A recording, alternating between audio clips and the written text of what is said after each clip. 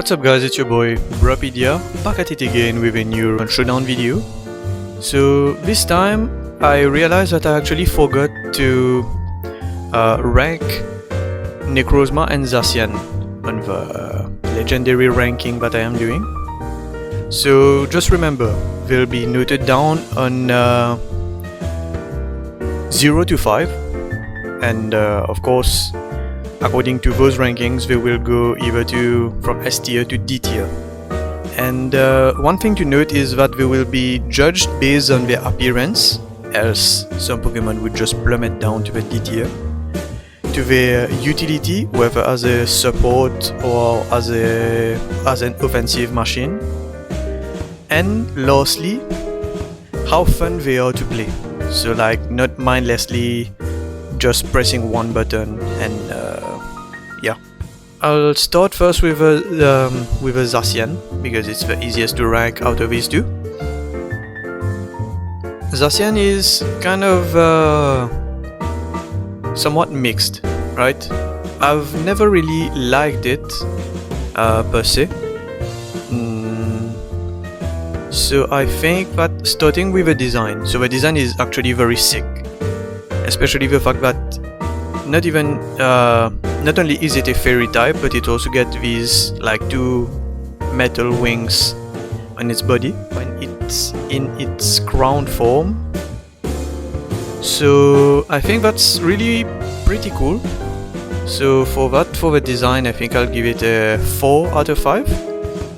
How fun is it to play with? But unfortunately we have to be a bit lower.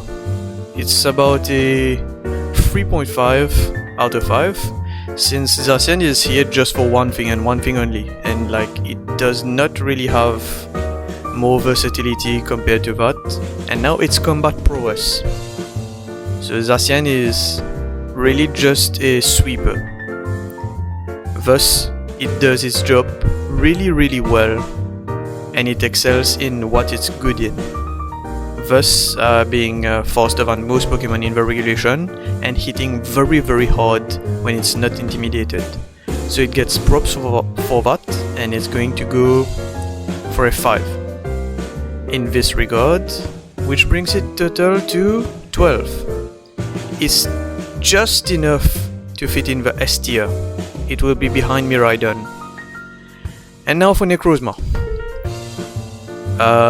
As stated in a previous video, I'm not really a fan of Solgaleo. It really sucks.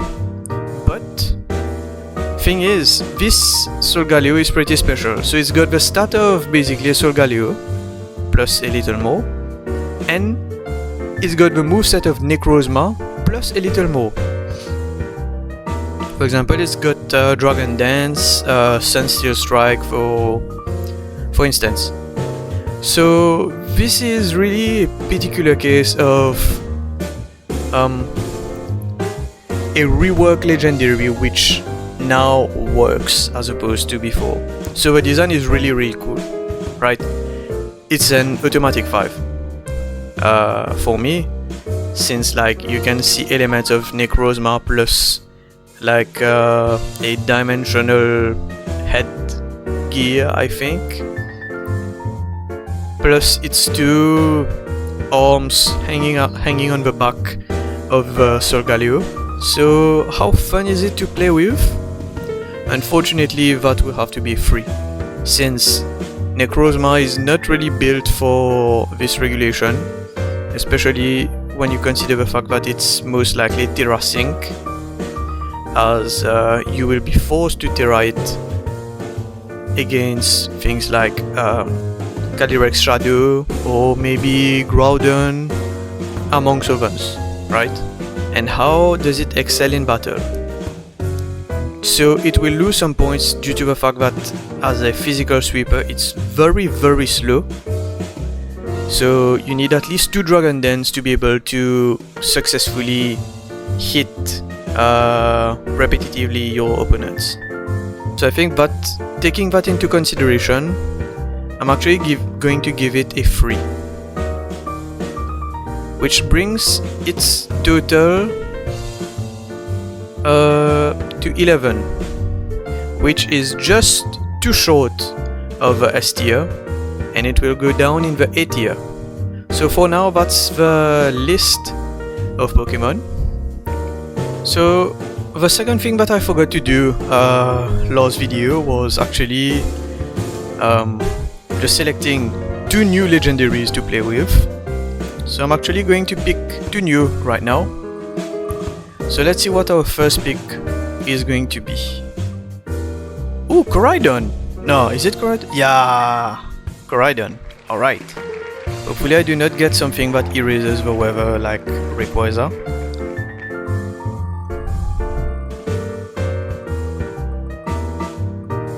Ooh, Reshiram! No, is it? Yeah! Okay. This? Yeah, we're going to cook. Nice! So, here we are. This is the team that I've cooked up, with both legendaries being the legendary Koraidon with close combat, scale shot, protect and flare blitz, with obviously the Terrafire. So this is to ensure that we get the most out of a sun being set up with the Aurical Pulse ability, sorry. Second, we have kind of a support-ish Reshiram with Fusion Flare, Draco as main damaging moves, Will-O-Wisp and Earth Power. So the role of Earth Power here is mostly to counter Pokemon that would normally threaten Reshiram, or you know, maybe Tornadus and even Walking Wake in some cases. And yeah, that's it. Third, we have the Legend Killer. Sorry, not the Legend Killer, the Incineroar Killer. The Big Man Gambit with a Raspberry to prevent burns. Specifically it burns because normally if you put Lumberry, your King Gambit can be put to sleep by fellow Among Us. But in this case, sleep will not be a problem since King Gambit is naturally bulky and it got some investment in HP, as you can see. So this is just to ensure that we do not get burned at any point in time.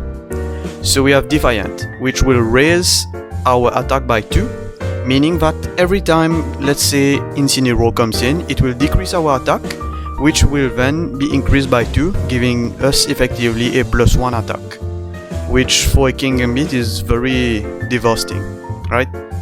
Devastating, sorry.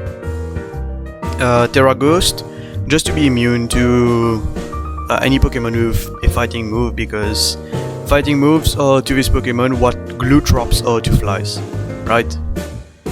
And yeah, a basic King Gambit set with Cotocleave, Iron Head, Low Kick and Protect. Thirdly, we have the Tornadus with Bleak Wind, Weather Ball, since it's going to be mostly out in the sun due to Koraidon, Sunny Day, in case any Pokemon can change up the weather, for example Kyogre or things like that, and Tailwind. So due to the Prankster ability, these moves will usually go first, right? With a Covert Cloak to be protected from, let's say, any Pokemon that want to that want to fake out or things like that. Then we have the Inneedy Female with Trick Room, Follow Me, Dazzling Gleam and Hail Pulse.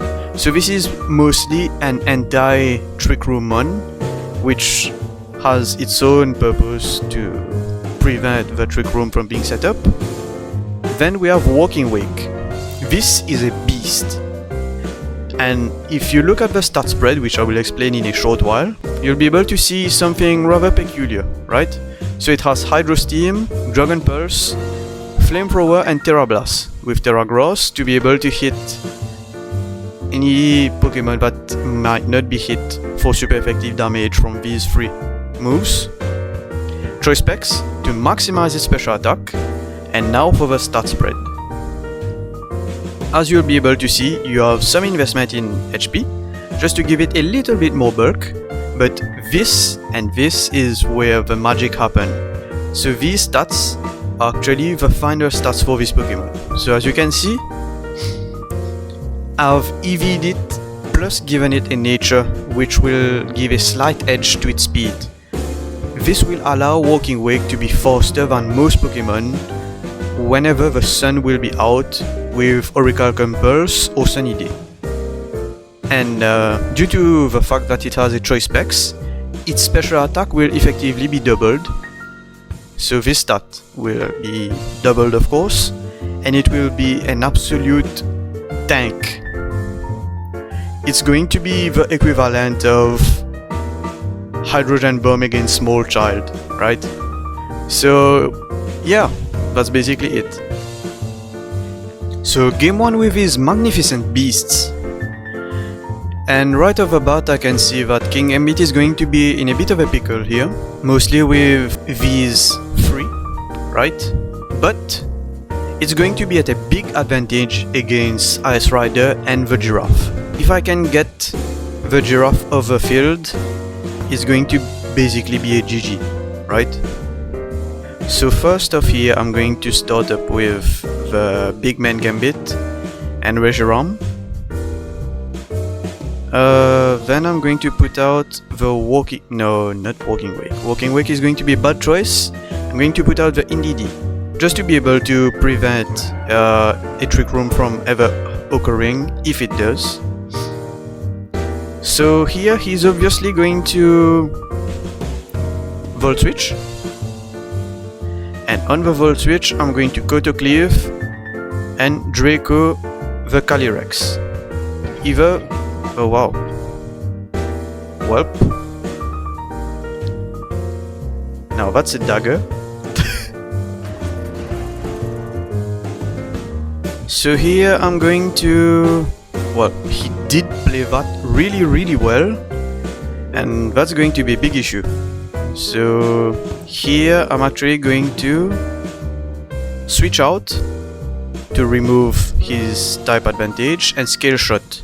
So whatever is coming here will be obtaining some serious damage, right? Okay.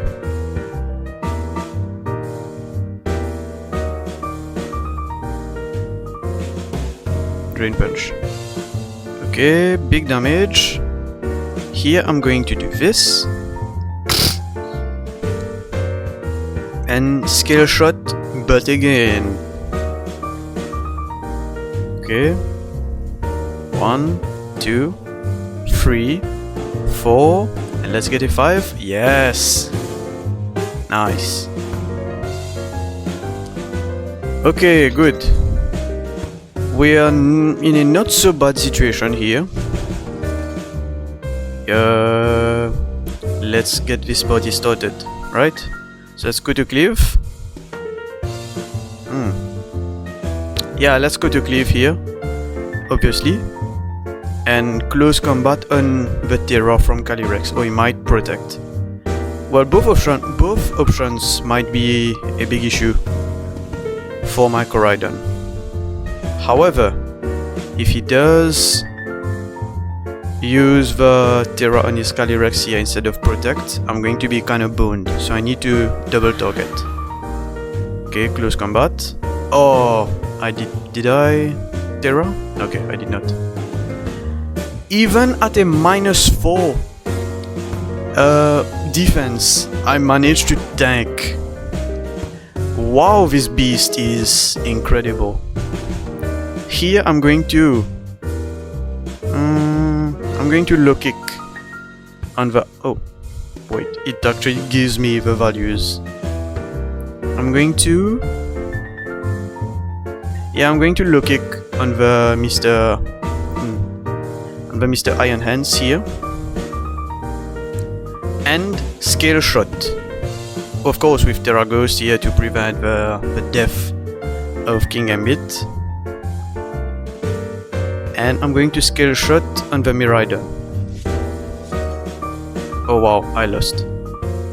Lemao. Yeah, GG, well played, bro. Very well played. The miss was very unfortunate, so if I managed to get the kill on the Miraidon, this would have been a totally different outcome. It would have been a 2-hit KO for the Iron Hands. So this was really a 50-50. Plus the fact that I Terragos here would force him to actually use an electric type move on me. Okay, so here is the prime example of why Incineroar is a bad Pokemon in this matchup. Obviously he can put out this or this to mitigate the Incineroar issue, but I'm just going to give him a buck for his money and use the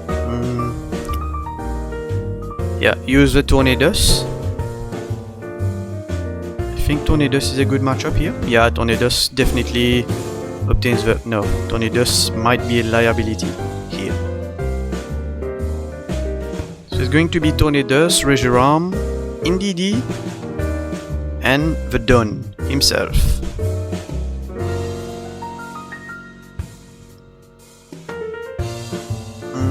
Yeah. Okay. So I'm going to benefit greatly here. He's obviously going to fake out, right? So on the fake out I will actually low kick him and fusion flare on his Pokemon. Okay, he did fake out. I just need to break the shadow shield, right? Trick Room, thank you. King Gambit really benefits from that. And then I'm going to Draco on the right hand man. There are no more. Okay. Meteor Beam. Okay, on the Reshiram obviously. Yeah, it kills. Here what I'm going to do is I'm going to basically end this guy's whole career and get a bit of chip damage. Oh, maybe he's going to do some move on my King Gambit. No. I think best play here would be to just kill his Pokemon and Trick Room, right? Okay. Okay, protected. Great. So here, now that the Trick Room is actually gone, I will actually Koto Cleave on the biggest threat and Digleam, just to be okay. Yeah. All right. Iron V. Here I am just going to Iron Head on his Aura Sphere. Oh, I see better play. I'm going to Iron Head. Since he's booster energy, he's not carrying the...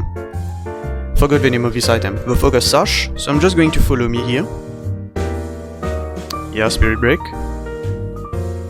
Oh, I could have gotten a lucky boost. Alright. And here, as you'll be able to see, I get a +2 attack. Plus, my Indeedee is in a really good position, as I will not be able to be affected by Fake Out. Let's see.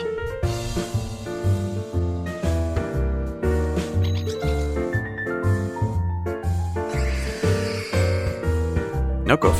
Okay.